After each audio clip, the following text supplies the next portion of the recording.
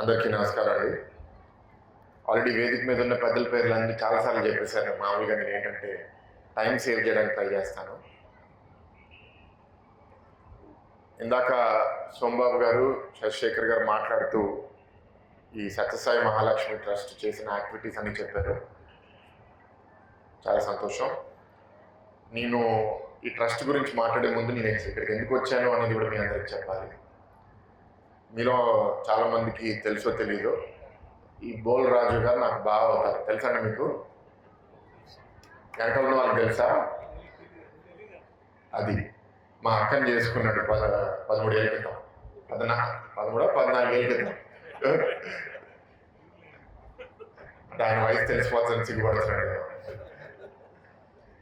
So దాని ముందు మా అనుబంధం కూడా 40 సంవత్సరాలు 40-50 సంవత్సరాల నుంచి ఆయన తాతగారు బుల్రామయ్య గారు, మా తాతగారు ఎంబీబీఎస్ మూర్తి గారు తెలుగుదేశం పార్టీ స్థాపించినప్పటి నుంచి ఉండడం, ఇద్దరు మెంబర్ ఆఫ్ పార్లమెంట్గా చేయడము, అదే కాకుండా బంధుత్వం పక్కన పెడితే చాలా మంచి మిత్రులు. ఆయన ఎప్పుడు విశాఖపట్నం వచ్చినా సరే వాళ్ళు కూర్చునే వాళ్ళు రాత్ర, తాత ఇటువైపు వచ్చినా సరే వాళ్ళు మళ్ళీ కలిసేవారు. ఎట్లా అంటే మా గ్రామం ఇక్కడ దగ్గరే, ఇక్కడి నుంచి ఒక ఇంచుమించు 1 గంటన్నర 2 గంటల్లో చేరగలుగుతాము. మూల పొలం రావులపాలెం దగ్గర. మళ్ళీ ఇక్కడ తణుకులో ఎక్కువ బుల్రామయ్య గారు ఉండేవాళ్ళు. సో సాయంత్రం బుల్రామయ్య గారు అక్కడికైనా వెళ్ళడం, లేకపోతే తాత ఎక్కడికైనా రావడం, వాళ్ళు మళ్ళీ కలిసి ఇక్కడ మంచి టైం స్పెండ్ చేసి వాళ్ళు use to enjoy each others company a lot. So ఈ ట్రస్ట్ యాక్టివిటీని కంపెనీ తరఫున వ్యక్తిగతంగా రాజీవ్ బాబు కూడా సపోర్ట్ చేస్తుంటే, ఇది యాక్టివిటీ గురించి నీకు తెలవాలి, మంచి పనులు చేస్తున్నారు చూడాలి అంటే ఈ డేట్ కుదిరింది. సో అందుకే ఈ డేట్ ఇక్కడ రావడం జరిగింది. అండ్ వచ్చే ముందు ఈ ట్రస్ట్ ఎట్లా ప్రారంభించారు, దీని ప్రయాణం ఏంటి అని మాట్లాడుతూ ఉండగా సోమబాబు గారితో నిన్న ఒక 20 నిమిషాలు అరగంట మాట్లాడితే ఎట్లా ప్రారంభించారు, ఏమేమి కార్యక్రమాలు చేస్తున్నారు, ప్రత్యేకంగా 19 నుంచి 24 మధ్యలో ఇక్కడ అనాథ ఆశ్రయానికి గత ప్రభుత్వంలో ఉన్న కొత్త రాజకీయ నాయకులు ఇబ్బంది పెడితే ఇందాక ఆయన అన్నట్టు రాజీవ్ గారు ముందుకు వచ్చి డబ్బులు ఇచ్చి బిల్డింగ్ కూడా కట్టించి మళ్ళీ స్టార్ట్ చేశారు. So very happy.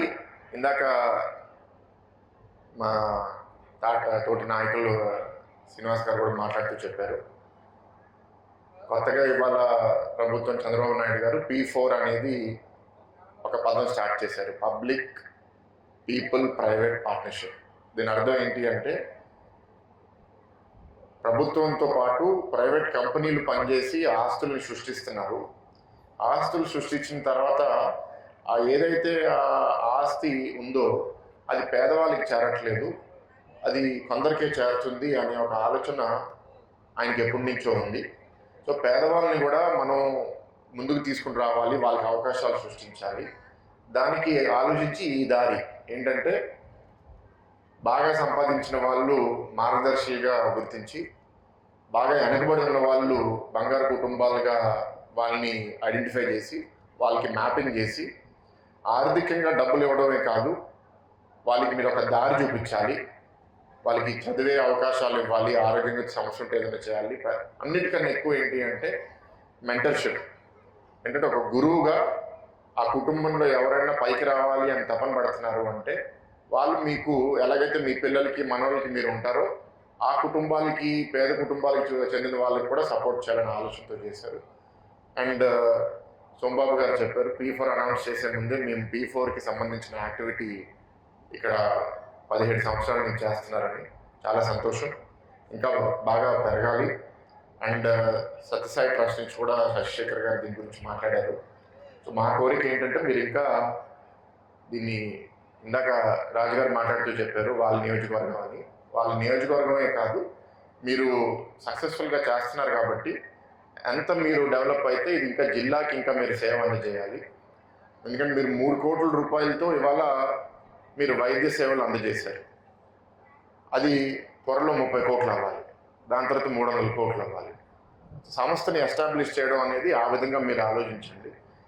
ఏ విధంగా కొంత ఆదాయం జనరేట్ చేయడం కూడా మీరు చేయగలిగితే ఏంటంటే పేదవాళ్ళకి మీరు ఉచితంగా ఇస్తారు, ఉన్నవాళ్ళు మీరు అందజేసే సేవకి డబ్బులు కట్టడానికి సిద్ధంగా ఉంటారు కాబట్టి అది మీరు balance చేసుకోగలగాలి.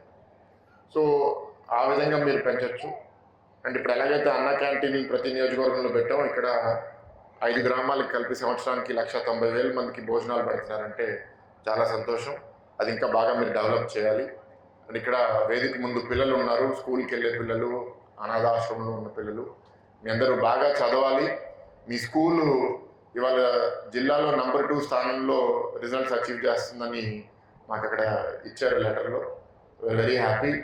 And me 11th and 12th కూడా మీకు స్టార్ట్ చేస్తే 10th తర్వాత ఎక్కడా అని మీరు ఆలోచించకుండా ఇదే స్కూల్లో మీరు 11th and 12th కూడా చదివి మీరు బాగా చేస్తే మా యూనివర్సిటీ, నేను ఒక యూనివర్సిటీ ప్రెసిడెంట్, గీతం యూనివర్సిటీ, అక్కడ మీ అందరికీ చదివే అవకాశాలు కూడా మేము ఇస్తాము. బాగా చదివి ర్యాంక్ తెచ్చిన వాళ్ళకి మీరు ₹1 కూడా ఖర్చు పెట్టక్కర్లా.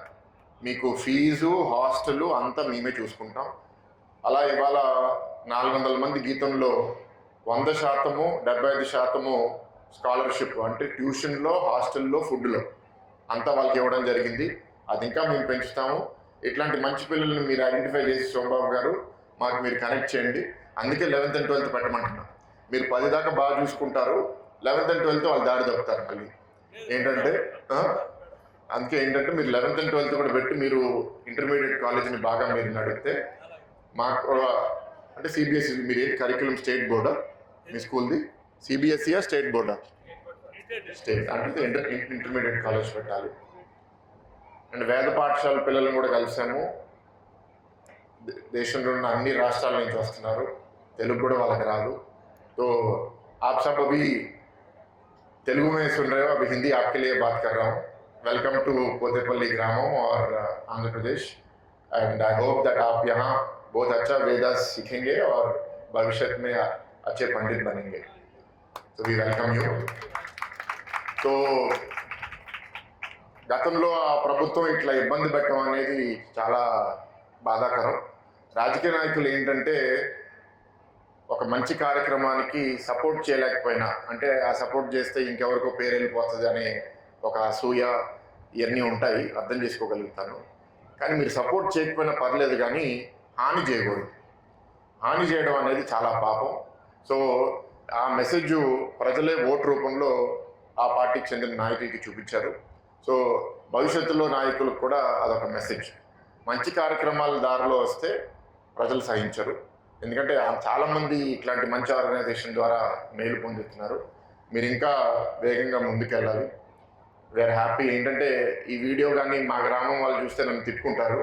ఎలక్షన్ నేను ఎంపీ అయిన తర్వాత ఇంకా మా గ్రామానికి నేను ప్రోగ్రామ్కి వెళ్ళలేదు, కానీ ఇక్కడ పోతేపల్లి గ్రామానికి వచ్చాను. సో త్వరలో మా గ్రామానికి కూడా నేను వెళ్తాను. మూర్తి గారికి ఎప్పుడు మా గ్రామం అంటే చాలా అనుబంధం. ప్రతి సంవత్సరం సంక్రాంతికి అక్కడికి వెళ్ళాలి అని చిన్నప్పటి నుంచి నన్ను తీసుకెళ్తూ ఉండేవాళ్ళు. కానీ ఎంపీగా గెలిచిన తర్వాత తీరిక దొరకట్లేదు. యూనివర్సిటీ చూసుకోవాలి, ఎంపీ చూసుకోవాలి. ఇక్కడ సోమబాబు గారు, రాజీవ్ బాబు ఏంటంటే గత కొన్ని వారాలుగా రావాలి అంటే నేను ఫైనల్గా ఈ డేట్ కుదిరింది. సో ఐఎమ్ హ్యాపీ ఇక్కడికి వచ్చినందుకు. అండ్ వేదిక మీద ఉన్న నాయకులందరూ కూడా ఎవరైతే ఈ సంస్థకి సపోర్ట్ చేస్తున్నారో we're thankful to you all. Murali garu మాకు ఎప్పటి నుంచో పరిచయం, సాంబశివరావు గారి సైడ్ నుంచి.